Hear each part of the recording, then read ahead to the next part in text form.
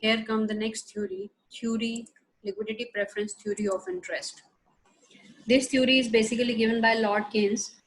He propounded this theory because he criticized the older two versions of classical as well as the neoclassical theory or low level fund theory. According to that, liquidity preference theory is the preference to have an equal amount of cash rather than claim against others. Or we can say that according to this theory, interest is the price of the services of money. Interest is a monetary phenomena, not real, but monetary is a monetary phenomena because it is determined by the demand and supply of money. Supply of money depend upon the money in circulation and the money in your bank account or whatever amount is deposited in the bank of the country, and demand for money is made in order to hold it in liquid form. Demand for money is basically only to hold the cash in your hand. So there are 2 points: demand and supply. Supply from whatever the income is circulated in the economy and the bank deposits, and demand side, people need money to hold or to maintain the cash in liquid form only, right? So here is the meaning of liquidity preference. The rate of interest is the premium which is to be offered to induce the people to hold wealth in some form other than hoarded money, right? They not hoard the money, but they induce the people to hold wealth in some form. They hold some wealth in different forms, right? Now we have this determination of interest. How we determine the rate of interest? Rate of interest is basically determined through two determinant. One is demand for money, another one is supply for money. So first of all, we discuss about the demand for money.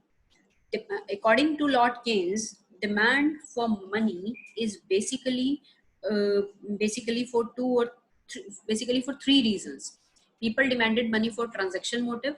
Transaction motive means individual need money with different time intervals because the receipt of their income and their expenditure. The income is received after a fortnight or monthly basis, but the expenditure is made on daily basis. Being a employee, I receive my salary at the end of every month, but the expenditure, for the whole year, I have to spend every day. I have to spend, right? Hence, the firm and individual would like to hold some cash for some part of their income for some transaction reasons, to buy biscuits, to have to pay fee of the child, okay, and to pay rent, or for petrol reason I need money. It actually depend upon this amount. People kept in cash depend upon the size of the income. Higher the income, higher the size of transaction motive, right? Time gap between the receipt of income, mode of expenditure, there will be more demand for cash transactions if the size of the income is higher, right? If my income is higher, then I will demand it more, right? On the other hand, I will demand it less. So here there is a formula. L, liquidity for transaction motive. T, transaction motive is equal to, it is the function of what? Income, right? It is the function of income. It totally depend upon income. Higher the income, higher the money for transaction motive. Lesser the income, lesser the money for transaction motive. Then we have precautionary motive. Precautionary motive. In the precautionary motive, people need money for some unforeseen circumstances, for some unforeseen emergencies, right? Like a firm would also like to hold cash balances to provide sudden outbreaks in the life, okay, loss in the business, strike by the workers, right? So cash balance held for precautionary motive basically depend upon a gain level of income. It is we have a equation in front of you, that is liquidity for precautionary motive depend upon, it is a function of income only. Higher the income, higher the money you separate for precautionary motive. Lesser the income, lesser you separate that money for precautionary reasons. For unforeseen circumstances, if you hold some cash, that is known as precautionary motive. So we have further an aggregate equation is M1 is equal to LT. LT means liquidity for transaction motive plus liquidity for precautionary motive is equal to the function of income, right? Here come the diagram for the same. That is, see, on O axis we have demand for money, on O y axis we have rate of interest, right? On O axis we have demand for money, on O y axis rate of interest.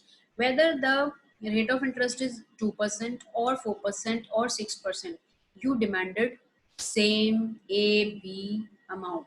Okay, for two reasons. Reason number one is precautionary motive, another one is transaction motive. Rate of interest has no impact on demand for money for precautionary as well as for the transaction motive, because it depend upon your income, right? Then we have the next very next diagram, which is for speculative motive, right? What is speculative motive? I have to clear out first of all the speculative motive. The formula or the equation which represents speculative motive is ls is equal to, it is the function of r, that is rate of interest. So here, this is the diagram to show the speculative motive, because speculative motive means the money required for a person for some rise or fall in the prices, or you want to hold some cash because you want to attain some future benefit of say I have examples. Speculative motive is the that motive of earning profit from knowing better than the market what the future will bring you. Like you always hold some cash to purchase some shares in the future as lesser price, or stock at lesser price. If you have that money, in that case only possible. It depends upon only rate of interest. If rate of interest is higher, in that case, obviously you not want more cash for speculative reasons. This is a last motive. For that reason you need some money, so you ignore that factor. Basically, if the rate of interest is lower, in that case you demanded more money. We have this diagram. On O axis we have some money, on OY axis we have rate of interest. When rate of interest is 2%, at that time people demanded more for speculative reasons. For some in say you want to buy a share, so you need money for that. But if when the rate of interest is higher, you will obviously demanded more cash for speculative motive. And 6% you demanded again less, very less. At 8%, 10%, zero. So this curve, CD curve at K point, is this curve shows higher the rate of interest, lesser the demand for speculative motive. More the rate of interest, lesser the rate of interest, you demanded more, right? Then we have um, another diagram. This is the collective diagram for the demand side. Demand for money is equal to liquidity for transaction motive plus precautionary motive plus speculative motive is the function of income and rate of interest. First two reasons, transaction and precautionary motive required, affected by income. Higher the income, higher the demand. Lesser the income, lesser the holding of that kind of cash. And this depend upon your rate of interest, right? Rate of interest is higher, you demanded less. So this first diagram shows transaction motive straight. Whether 2%, 4%, or 6%, you always demanded the same amount, right? At speculative motive, higher the rate of interest, you demanded less. More the rate of higher the rate of interest, you demanded less. Otherwise, at 2% you demanded more. And this is the combination of the diagram from 0 to 100. This shows first motive, that is transaction motive. This is your transaction motive, as well as this is your precautionary motive. And when we add both the things, then we have the total demand, right? Then we have supply for money. Supply of money depend upon money in circulation and bank deposit in the country. Basically, according to Lord Keynes, supply is only possible whatever circulated in the economy. Say the expenditure for me is the income for you, income for you is the expenditure for me, and expenditure for you is the income for me, or whatever the bank deposit in the country. If we taken into consideration the example of India, so what rupee is invested or deposited in our commercial and private sector bank, that is the source of supply. Equilibrium of rate of interest. Rate of interest equilibrium depend upon where the demand for money as well as the supply for money intersect each other. See, This is the demand. MM is the demand curve. This LP is the supply curve, right? This is the supply curve. This intersect at this E point. At this E point, we have rate of interest I. You know, on O-axis, you have to take care about amount, and you label your diagram. Without labeling, you will not get good marks. Here, rate of interest. On OY-axis, there is a rate of interest. On OY-axis, we have a rate of interest, and O-axis, we have amount of money. So where your demand and supply intersect each other, it means MD depend upon your LP, right, is equal to MS. MS means the supply, right, E point. But before that, say at L2 point, supply is more, then rate of interest is lower. At this particular point, OL1, at this particular point, your demand is more, supply is less, that's why rate of interest is high. When your S1 D1 demand is more, supply is less, obviously rate of interest is high. At this particular point L2, where S2 D2 demand is low, supply is more, that's why rate of interest is very low. So here certain situations where change in demand take place. Suppose supply remains same. Due to change in the demand, what change take place in the rate of interest? Suppose your supply remains same, but due to change in the demand, what change take place in the rate of interest? This is actually shown in this diagram. This is your original demand, QM. This is change in demand, Q1 M1. This is your first LP. LP means liquidity preference. This is your supply curve at E point. Rate of interest is R. But when this shifted to upward side L2, at that time your supply is lesser than the demand, then rate of interest is high. When this supply increases, then rate of interest become lower.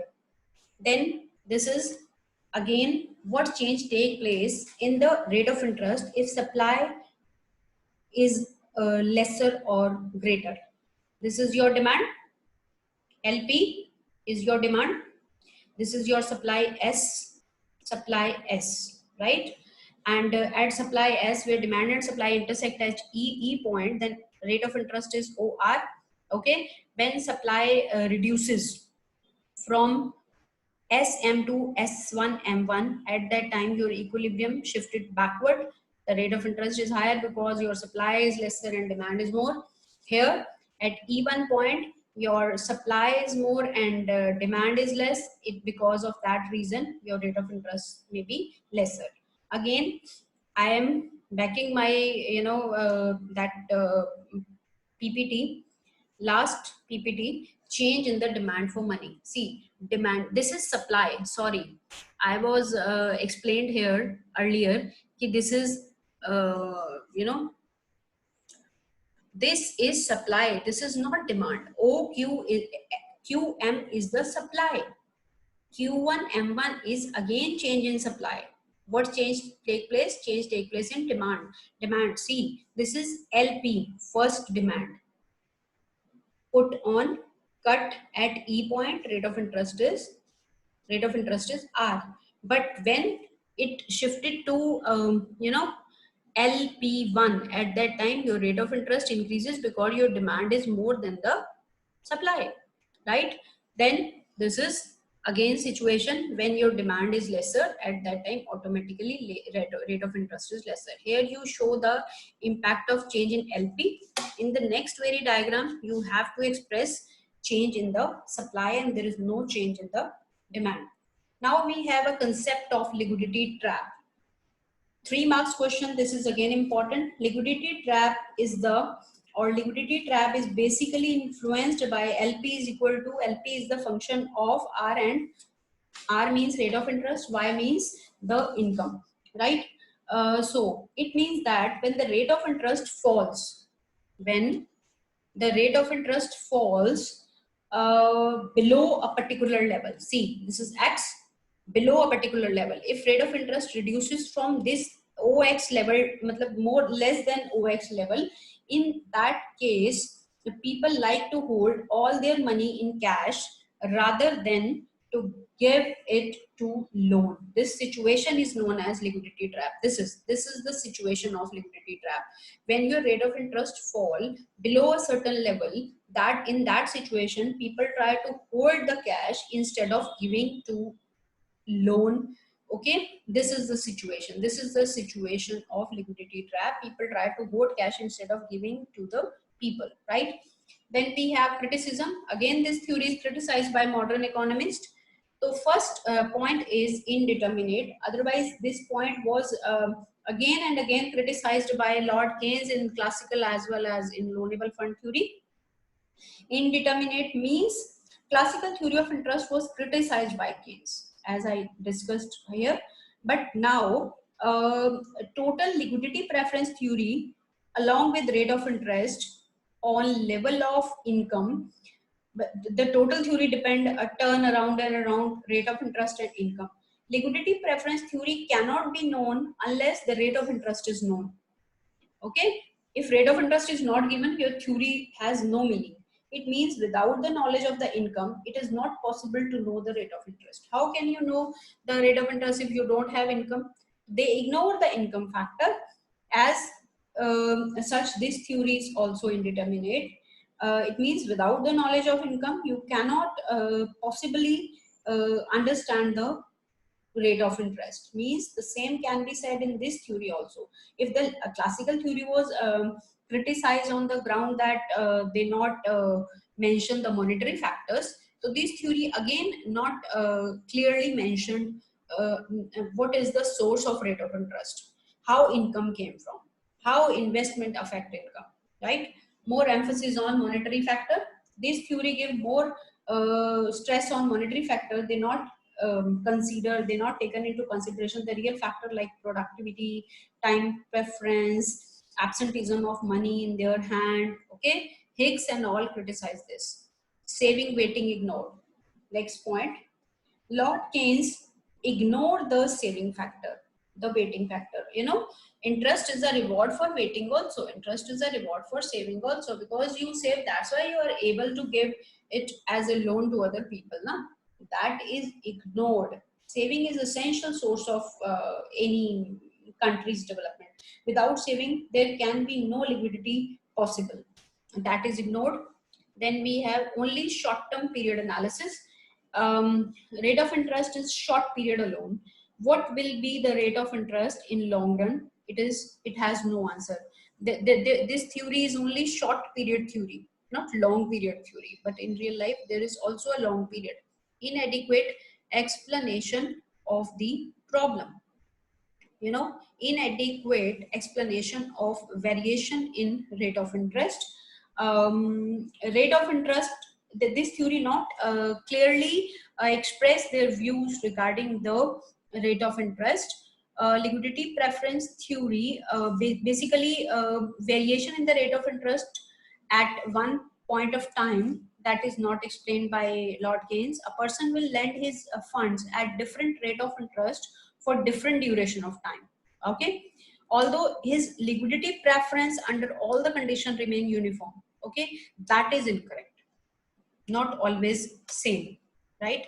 Unrealistic assumptions. These theories again based on some unrealistic assumptions like that people can hold their wealth either in cash form or in bond form, or but you know, these days short-term debenture enable people to enjoy the you know, benefit of liquidity as well as the benefit of income of interest. That is ignored. Criticism of liquidity trap. They criticize certain few economists like Tobin, etc. They criticize this theory by in real life, long run, the rate of interest cannot fall so low that people become keen to hold their cash instead of giving to someone. Okay, because people are more, populations are so high and the requirements are so high. That's why this theory proves unrealistic nowadays. So keep revising, keep drawing the diagrams. Diagram give you more marks. Thank you so